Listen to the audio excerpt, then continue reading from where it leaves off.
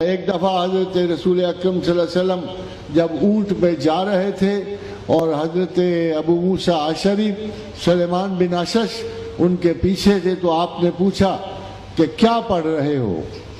ابو موسیٰ کیا پڑھ رہے ہو؟ فرمایا یا رسول اللہ میں لا حول ولا قوت الا باللہ پڑھ رہا ہوں۔ ہمارا ابو موسیٰ 99 مصائب اس سے دور ہوتے ہیں، 99 مصائب اس کلمہ سے دور ہوتے ہیں، اور سب سے چھوٹی مصیبت غم ہے، اور سب سے چھوٹی مصیبت غم ہے، اور اس کو سوچ سمجھ کے پڑھنا لازم ہے۔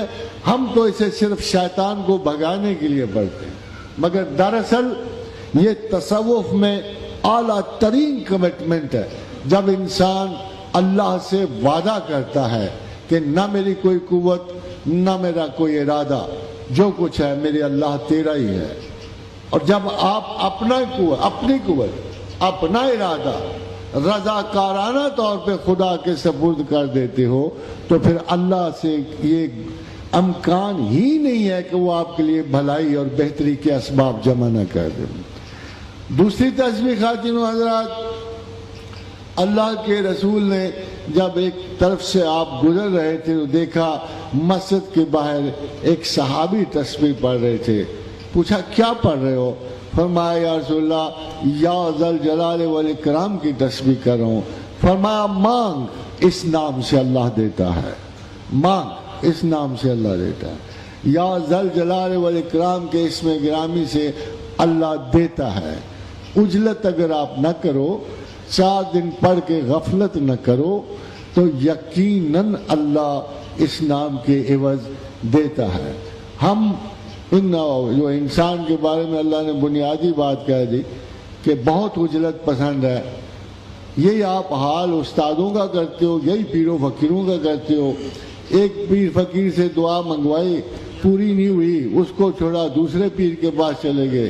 آپ پروفیشنل مریض ہو چکے ہو اور وہ پروفیشنل پیر ہو چکے ہیں۔ اب چیزوں کا ثواب کہاں سے اور فائدہ کہاں سے ہو؟ اور پھر اللہ بڑی اچھی طرح جانتا ہے۔ دیکھو یہ آپ غلط گمان نہ کرنا اللہ کے بارے میں، وہ اچھی طرح جانتا۔ الا یعلم ما خلق، اس نے آپ کو بنایا ہوا ہے، اس کو اچھی طرح پتا ہے کہ یہ ضرورت کے تحت مانگ رہے ہیں۔ For God's sake don't do one thing، خدا کو اس طرح نہ چاہو جس طرح آپ اشیاء دنیا کو چاہو۔ آپ اب سارے کام اسباب ختم کر بیٹھتے ہو، اب سوچو چلو یار کسی نے اللہ کا کہا اس کو بھی آزما کے دیکھ لیتے ہیں۔ تہجد شروع ہو جاتی ہے، داڑیاں بڑھ آتی ہیں، بدن پہ فقیرانہ کپڑے آ جاتے ہیں، 2-4 چلے شروع ہو جاتے ہیں، 15-16 مراقبات میں پڑ جاتے ہو، 1-2 سال گزرتے ہیں، پھر کہہ دو یار اللہ بھی آزما کے تک لے۔ یہ رجحان کم از کم اللہ کو متاثر کرنے والا نہیں ہے۔ He knows what you think, He knows what you plan, He knows you right from your mind۔ اس لیے خدا کو کبھی بھی طاقت کے کسی حصول کے لیے مت چاہو، اللہ کی یاد اللہ کے لیے کرو۔ فاذکروا اللہ کذکرکم آباءکم، ایسے یاد کرو جیسے اپنے آباء و اجداد کو کرتے ہو، محبت سے، ان سے، تعلق سے۔ ہاں او شد ذکر، ذرا زیادہ کرو تاکہ وہ سمجھے کہ تم ہر چیز سے بڑھ کر اللہ کو چاہتے ہو۔ اللہ کبھی بھی لسر مقام نہیں ہوگا۔ میں آپ کو رب کعبہ کی قسم کھا کے کہتا ہوں، اللہ کو ذہن میں اس کا مقام دے دو، وہ اگلے دن آپ کو مل جائے گا، مگر اگر اس کے مقام کے تعین میں غلطی کرو گے تو وہ قیامت تک آپ کو نصیب نہیں ہوگا۔